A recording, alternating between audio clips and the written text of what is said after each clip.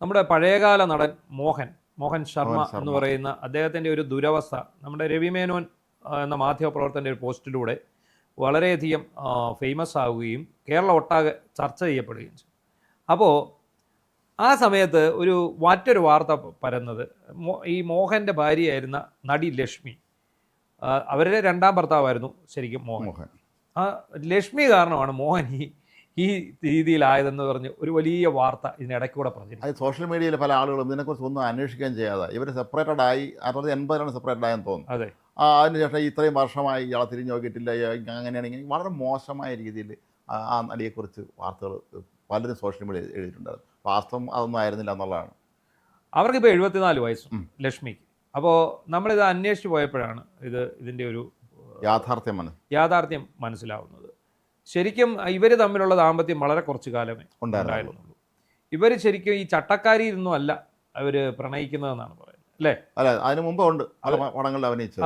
അപ്പോൾ ഈ ലക്ഷ്മിയുടെ ആദ്യ ഭർത്താവിന്റെ പേര് ഭാസ്കർ എന്നായിരുന്നു. അദ്ദേഹത്തിന്റെ മകളാണ് ഈ ഐശ്വര്യ എന്ന് പറഞ്ഞ മലയാളത്തിലെ മോഹൻലാലിന്റെ നായികയായിട്ട് പല പടത്തിലും. അതെ, നമ്മള് ഈ ലക്ഷ്മിയുടെ മകളാണ് ഈ ഐശ്വര്യ വരുന്നത് ശരിക്കും ഒളിയമ്പുകൾ എന്ന് പറയുന്ന ഹരിഹരൻ സിനിമയിലാണെന്ന് എനിക്ക് തോന്നുന്നു. അതിനുശേഷം അവര് ശരിക്കും ബട്ടർഫ്ലൈസിൽ വന്നു.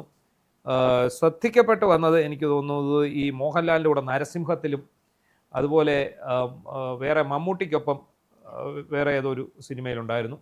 ഈ ഐശ്വര്യയെ സംബന്ധിച്ചിടത്തോളം ലക്ഷ്മിയുടെ മകളാണെന്ന് പറഞ്ഞ് വരുമ്പോഴും നമുക്ക് ഇവരിൽ ആ ലക്ഷ്മിയുടെ ഒരു സൗന്ദര്യമോ അല്ലെ ആ ഒരു അഭിനയശേഷിയോ ഒന്നും നമുക്ക് കാണാൻ കഴിഞ്ഞിട്ടില്ല. അത് സത്യമാണ്. കാരണം ലക്ഷ്മി ഇപ്പോഴും സുന്ദരിയാണ്, അതുപോലെ ഭയങ്കര അഭിനയശേഷിയുള്ള നടിയാണ്.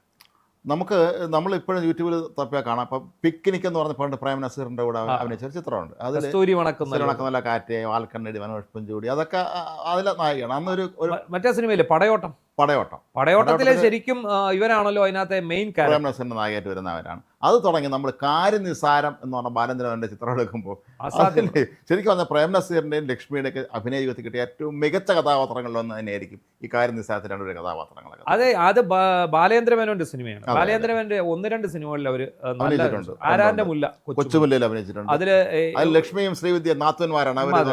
അവർ മത്സരമുള്ള നാത്തുന്മാർ. കാര്യനിസാരമാണ് ഏറ്റവും ബെസ്റ്റ്. കാര്യനിസാരത്തില് ശരിക്കും പ്രേം നസീറിന്റെയും ജീവിതത്തിലെ ഏറ്റവും നല്ല സിനിമകൾ കൊടുത്തിട്ടുള്ളത് ബാലേന്ദ്രമേനോനാണ്. അതെ, പ്രശ്നം ഗുരുതരമാണെങ്കിലും കാര്യനിസാരമാണെങ്കിലും ആ 2 സിനിമ, കാര്യനിസാരത്തിൽ എന്തൊരു ക്യാരക്ടറാണ്. ഇവർ രണ്ടുപേരും കൂടെ എന്ത് ഭംഗിയായിട്ടാണ്. മാത്രമല്ല, വളരെ ഇതിൽ പ്രത്യേകത ഉള്ളൊരു കാര്യം എനിക്കിപ്പോൾ നല്ല ഓർമ്മയുണ്ട്. പ്രേം നസീർ മരിച്ച ദിവസം തിരുവനന്തപുരം BJT ഹാളിലാണ്. നമുക്കൊന്നും അതിൻ്റെ 7 ഇല തടുക്കാൻ പറ്റിയിട്ടില്ല. നമ്മൾ യൂണിവേഴ്സിറ്റി കോളേജ് പഠിക്കുന്ന സമയം അല്ല, ഞാൻ അത് കഴിഞ്ഞിട്ടാണെന്നോ ശരിക്കും പറഞ്ഞാൽ അന്ന് പ്രേം നസീറിൻ്റെ ഭൗതികദേഹം നാട്ടിലെ ചിറകിലേക്ക് കൊണ്ടുപോയത് ഒരു KSRTCയുടെ ഒരു തുറന്ന ഒരു അലങ്കരിച്ച വാഹനത്തിലാണ്. അതിൻ്റെ മുന്നിൽ വെച്ചിരുന്ന ചിത്രം പ്രേം നസീറിൻ്റെ കാര്യനിസാരത്തിലെ ആ കഥാപാത്രത്തിൻ്റെ ചിത്രമായിരുന്നു.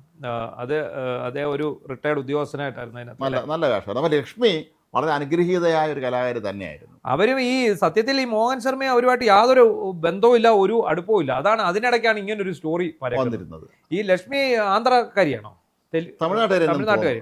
അപ്പോൾ അവര് ശരിക്കും നല്ലൊരു ഫിനാൻഷ്യലി സൗണ്ട് ആയിട്ടുള്ള ഒരു ഫാമിലിയിൽപ്പെട്ട ഒരാളായിരുന്നു. അവര് ശരിക്കും സിനിമയിൽ വന്നിട്ട് ഈ ശിവാജി ഗണേശൻ്റെ കൂടാണ് ആദ്യം തുടക്കം വരുന്നത്. ശിവാജി ഗണേശൻ്റെ ഭാര്യയായിട്ട് അഭിനയിച്ചു, പെങ്ങളായിട്ട് അഭിനയിച്ചു, മകളായിട്ട് അഭിനയിച്ചു, കാമുകിയായിട്ട് അഭിനയിച്ചു, അങ്ങനെയൊക്കെ അഭിനയിച്ച് മുന്നേറി വന്ന ഈ അവരഭിനയിച്ച ഭാഷയിലെല്ലാം തന്നെ അന്നത്തെ സൂപ്പർ താരങ്ങളെ നായികയായിട്ട് തന്നെ അവർ അഭിനയിച്ചു. മമ്മൂട്ടിയുടെ നായികയായിട്ട് അഭിനയിച്ചു ആറ്റുവഞ്ചപ്പോൾ എന്ന് പറയുന്ന സിനിമയിൽ അവർ മമ്മൂട്ടിയുടെ നായികയാണ്. അതുപോലെ ഭരതത്തിൽ നല്ല കഥാപാത്രം. ഭരതം സിനിമയിൽ ഏറ്റവും നല്ല കഥാപാത്രമാണ്. മോഹൻലാലാണ് അതിൻ്റെ ജീവനാടിയെങ്കിൽ പോലും ഈ നെടുമുടി വേണുവിൻ്റെ ഭാര്യയായിട്ട് ഭരതം സിനിമയിൽ നന്നായിട്ട് അവർ പെർഫോം ചെയ്തു. അതുപോലെ ഫാസിലിൻ്റെ ഒരു പടം ഉണ്ടായിരുന്നല്ലോ, വിനീതും ഒക്കെ ഉള്ളത്. അതെ അതെ, മാനത്തെ വെള്ളിത്തേര്, അതിൽ നല്ല അഭിനയം കാഴ്ചവെച്ചു. അങ്ങനെ മൊത്തത്തിൽ അഭിനയശേഷിയുള്ള ഒരു നടിയായിരുന്നു. ഇപ്പോൾ വെറുതെ അവരെ ഈ വിവാദത്തിലേക്ക് സത്യത്തിൽ വലിച്ചെടുക്കേണ്ട യാതൊരു കാര്യം. മോഹൻ എന്താണ് സംഭവിച്ചാൽ അദ്ദേഹം തന്നെ പറയുന്നുണ്ട്. അദ്ദേഹം അത് 80-ലെ മറ്റൊരു സെപ്പറേറ്റഡ് ആയതാണ്. പിന്നീട് അദ്ദേഹം ഒരുപാട് സിനിമകൾ നിർമ്മിച്ചിട്ടുണ്ട്, സംവിധാനം ചെയ്തിട്ടുണ്ട്. അതൊക്കെയാണ് തൻ്റെ ഈ തകർച്ചയ്ക്ക് കാരണമായതെന്ന് തന്നെയാണ് അദ്ദേഹം പറയുന്നത്. സിനിമ നിർമ്മിക്കാൻ ഇറങ്ങിയുള്ള അവസ്ഥ നമുക്ക് അറിയാമല്ലോ. അദ്ദേഹം അവസാനം സംവിധാനം ചെയ്ത ചിത്രം, നിർമ്മിച്ച് സംവിധാനം ചെയ്ത് ഗ്രാമം എന്ന് പറഞ്ഞ ചിത്രം, അതൊക്കെ അദ്ദേഹം വലിയ സാമ്പത്തിക പ്രശ്നം ഉണ്ടാക്കിയെന്നാണ് അദ്ദേഹം പറയുന്നത്. അതിന് ലക്ഷ്മിയെ കുറ്റം പറഞ്ഞിട്ട് യാതൊരു കാര്യം. നമ്മുടെ സോഷ്യൽ മീഡിയയിൽ ഒരു ഒരു ഒരു മോശം പ്രവണത തന്നെയാണ് ഇതെല്ലാം വന്നത്. ഈ ലക്ഷ്മിക്ക് സത്യത്തിൽ 3 കല്യാണമാണ് ലക്ഷ്മി കഴിച്ചത്. അവസാനത്തെ ശിവചന്ദ്രൻ അയാളുമായിട്ടാണ് കഴിയുന്നത് എന്ന് പറയുന്നത്. അപ്പോൾ ഇതിനകത്ത് അവരുടെ ജീവിതത്തിലുണ്ടായ ഏറ്റവും വലിയ അവർക്ക് ഉണ്ടാക്കിയ ഒരു ആഘാതം എന്ന് പറയുന്നത് ഈ മകൾ ഐശ്വര്യ അവർക്ക് ഇഷ്ടപ്പെടാത്ത വേറെ ഒരാൾക്ക് ഇപ്പം വിവാഹം കഴിച്ച് പോയ സമയത്ത് ഇവരെന്ത് ചെയ്തു? ഇവരൊരു പെൺകുട്ടിയെ ദത്തെടുത്തു. മകള് പോയി മരിച്ചതിന് തുല്യമായിട്ട് കണക്കാക്കുന്നു. അതിന് പകരം ഇവരൊരു പെൺകുട്ടിയെ ദത്തെടുത്ത് വളർത്തുന്നു. ഈ വളർത്തുന്നതിനിടയ്ക്ക് ഇവൾ ആ വിവാഹ ബന്ധമെല്ലാം വേർപെടുത്തി വീണ്ടും ലക്ഷ്മിയുടെ അടുത്തേക്ക് വരുന്നു. മകളെ 2 കൈ നീട്ടി സ്വീകരിച്ച് അവർ ഒന്നിച്ചു പോകുന്നു. ഈ 74 വയസ്സിൽ അവർക്ക് 74 വയസ്സുണ്ടെന്ന് ഇപ്പോഴും കണ്ടാൽ പറയില്ല. അതുപോലെ ഈ മോഹനെ കുറിച്ച് പറയുമ്പോഴേ ഇപ്പോൾ മോഹൻലാൽ ഉടൻ തന്നെ അദ്ദേഹത്തെ പോയി കാണുന്നുണ്ട് എന്ന് പറയുന്നുണ്ട്. ചെന്നൈയിൽ ചെന്ന് അദ്ദേഹത്തെ നേരിട്ട് കണ്ട് ഒരുപക്ഷെ ഇവിടുത്തെ മലയാള സിനിമയുടെ ഭാഗമായിട്ട് എന്തെങ്കിലും അദ്ദേഹത്തിന് സഹായം കൊടുക്കുകയോ എന്തെങ്കിലും അദ്ദേഹത്തിന് ഒരു രക്ഷാമാർഗം അവർ തീർക്കും എന്നുള്ളത് ഉറപ്പാണ്. കാരണം അത് മലയാള സിനിമ നമ്മൾ ചെയ്യേണ്ടതാണ്. ഈ മോഹൻ ഒരുപക്ഷെ ഈ അമ്മ വല്ല സംഘടനമായിട്ടൊക്കെ ബന്ധപ്പെട്ട് പ്രവർത്തിച്ചിരുന്നോ നമുക്കറിയില്ല. നമ്മൾ അതുമായിട്ട് മീറ്റിംഗ് കണ്ടായിട്ട് ഓർക്കുന്നില്ല, അതിൽ അംഗമായിരുന്നോ നമുക്കറിയില്ല. പക്ഷേ എങ്കിൽ പോലും അദ്ദേഹം വളരെ ഉയർന്ന സാമ്പത്തിക സ്ഥിതിയിൽ നിന്ന് വളരെ പെട്ടെന്ന് അദ്ദേഹത്തിന് ഈ ഒരു അവസ്ഥ വന്നത് വളരെ ദുഃഖകരമാണ്. അത് നമ്മൾ അന്വേഷിക്കുമ്പോൾ മനസ്സിലാക്കാൻ കഴിയുന്നത് അദ്ദേഹം ഒരു പലപ്പോഴും സിനിമയിൽ പലരും നശിച്ചിട്ടുള്ളത് മദ്യപാനം കൊണ്ടോ അങ്ങനെയുള്ള ദുശീലങ്ങളുണ്ടോ. ഇദ്ദേഹം അങ്ങനെയുള്ള യാതൊരു ദുശീലങ്ങളും ഇല്ലാത്ത ആരോഗ്യം വളരെ ശ്രദ്ധിച്ചിരുന്നൊരു മനുഷ്യനാണെന്നാണ് പറയുന്നത്. ഇതുപോലെ സിനിമ നിർമ്മിച്ചതും സംവിധാനം ചെയ്യാൻ ഇറങ്ങിയപ്പോഴൊക്കെ തന്നെ സിനിമയുടെ കാലം മാറുകയായിരുന്ന ആ ഒരു കാലഘട്ടത്തിലായിരിക്കാം അദ്ദേഹം സിനിമ നിർമ്മിക്കാനൊക്കെ ഇറങ്ങിയത്. പൈസ പോയി കാണും കയ്യിലിരുന്നത്. ഈ ചട്ടക്കാരി വീണ്ടും ഇറങ്ങിയായിരുന്നല്ലോ. അതെ, സേതുമാധവൻ സാറിന്റെ മകൻ സംവിധാനം ചെയ്തു. അതെ, ഈ ചട്ടക്കാരി വീണ്ടും ഇറങ്ങിയപ്പോൾ അപ്പോഴാണ് ശരിക്കും വീണ്ടും ഈ ലക്ഷ്മി മോഹൻ ജോഡികൾ ഓർമ്മയിൽ വരും. അപ്പം അതിനകത്ത് ആ സിനിമയിലെ ഒരു പ്രത്യേകത എന്താണ്? ആംഗ്ലോ ഇന്ത്യൻസിൻ്റെ കഥയാണ്. അപ്പോൾ അതിനൊപ്പം ഉള്ള വേഷങ്ങളാണ് അതിന് വേണ്ടിയിരുന്നത്. അതിനകത്ത് എനിക്കൊന്ന് ലക്ഷ്മി ത്രൂ ഔട്ട് ഒരു ഫ്രോക്ക് മാത്രമാണ് അതായിരിക്കും. അതുപോലെ ഈ തുടയ്ക്ക് താഴോട്ട് നഗ്നമായിട്ടാണ് നിൽക്കുന്നത്. അത് അങ്ങനത്തെ ഒരു വേഷവിധാനമാണ് ആ സിനിമയിൽ എല്ലാവർക്കും. അവരൊരു വെസ്റ്റേൺ വേഷവിധാനങ്ങളാണ് ഉണ്ടായിരുന്നത്. എറണാകുളത്ത് ഞങ്ങൾ താമസിക്കുന്ന ഫ്ലാറ്റിൻ്റെ തൊട്ടടുത്തൊരു ഫ്ലാറ്റിൽ ഒരു ആംഗ്ലോ ഇന്ത്യൻ കുടുംബം താമസിക്കുന്നുണ്ടായിരുന്നു. അവരുടെ വേഷം ഇത് തന്നെയാണ്. ലക്ഷ്മി സിനിമയെ കാണുന്ന വേഷം തന്നെയാണ് അവരിടുന്നത്. പക്ഷെ അവരുടെ രീതിയാണ്. അതിനകത്ത് ഈ സത്യത്തിൽ ഇവരെ ഈ ജോഡികളെ അതിനകത്ത് ചർച്ചയാകാൻ കാരണം പോലും ആ ഒരു പാട്ടാണ്. ഏതാ? Oh my Julie I love you എന്ന് പറഞ്ഞ് തുടങ്ങുന്ന ഒരു പാട്ട്. അത് ഇംഗ്ലീഷും മലയാളവും എല്ലാം കൂടെ ചേർത്ത് വയലാർ രാമവർമ്മ എഴുതിയ പാട്ട്. അതിനൊപ്പം തന്നെ ഭയങ്കര മാദകമായ സംഗീതമാണ്. അപ്പോൾ അതിൽ മോഹൻ തന്നെ പിന്നീട് പറഞ്ഞിട്ടുള്ളൊരു കാര്യം, ഈ പാട്ട് ശരിക്കും സിനിമ ഷൂട്ട് ചെയ്യുന്ന സമയത്ത് യേശുദാസ് പാടി റെക്കോർഡ് ചെയ്തിട്ടില്ലായിരുന്നു. ഇല്ല, ദേവരായ മാഷാണ് അത് പാടിക്കൊടുത്തിട്ട് അത് അനുസരിച്ചാണ് ഇവർ അഭിനയിച്ചത്. അത് ദേവരായ മാഷ് പാടി റെക്കോർഡ് ചെയ്തിട്ട് അപ്പം മോഹൻ പറയുന്നത് യേശുദാസിന് പോലും ആ പൂർണ്ണത കൈവരിക്കാൻ സാധിച്ചിട്ടില്ല അല്ലേ? അദ്ദേഹത്തിന്റെ ഈ പാട്ട് ദേവരായ മാഷിന്റെ ആ ശബ്ദത്തിൽ കേൾക്കുന്ന ഉടനെ മോഹൻ പറയുന്നത് യേശുദാസിന് പോലും ആ ഒരു പൂർണ്ണതയിലേക്ക് പിന്നീട് എനിക്കത് തോന്നിയിട്ടില്ല. ആ പാട്ട് കേൾക്കുമ്പോൾ ഭയങ്കര വൈകാരികമായ ഒരു ഇതാണ് അത്.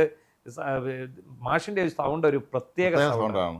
ശ്രദ്ധിച്ചില്ലേ? അദ്ദേഹം കമ്പോസ് ചെയ്യുന്ന ചില സീനുകൾ കാണും. അതെ, അതുപോലെ തൊട്ടേനെ ഞാൻ മനസ്സുകൊണ്ട് ഇതിന്റെയൊക്കെ ഈ കമ്പോസ് ചെയ്യുന്ന പിന്നെ ശബ്ദരേഖ കിടപ്പുണ്ട്. എൻ്റെ കയ്യിലിരിപ്പുണ്ട് ഒരെണ്ണം. ഈ പിന്നെ നീല കൂവളമിഴികളോ എന്ന് പറഞ്ഞിട്ട് അങ്ങനെ പറഞ്ഞിട്ട് കുറെ പാട്ട് കമ്പോസ് ചെയ്യുന്നതിന്റെ ഒരു ഇത് കിടപ്പുണ്ട്. അപ്പോൾ നമ്മൾ ആലോചിക്കുന്നത് പിന്നെ ഇത് യേശുദാസിന്റെ ശബ്ദത്തിൽ കേൾക്കുമ്പോഴത്തേക്ക് അതിന് 100 ഇരട്ടി എഫക്റ്റ് വരും.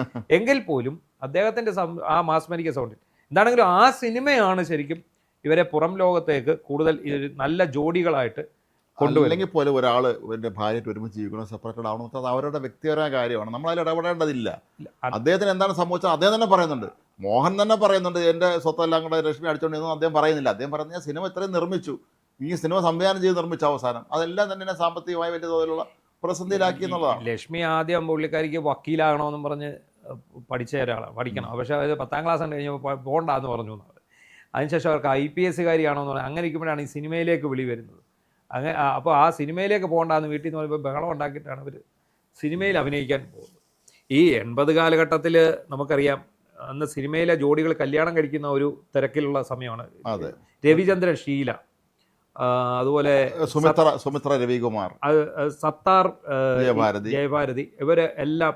പക്ഷേ പിന്നീടല്ല ഇവർക്ക് എന്ത് സംഭവിച്ചു എന്ന് ചോദിച്ചാൽ പലതും എല്ലാം സെപ്പറേറ്റഡ് ആയിട്ട് പോവുകയാണ് ഉണ്ടായത്. ഒരാൾ പോലും അതിൽ വെറുച്ചില്ല. എന്താണെങ്കിലും ഒരു കാര്യം വ്യക്തമാണ്, നമ്മുടെ ഈ സോഷ്യൽ മീഡിയ കൊണ്ട് ഗുണവും ദോഷവും ഉണ്ട്.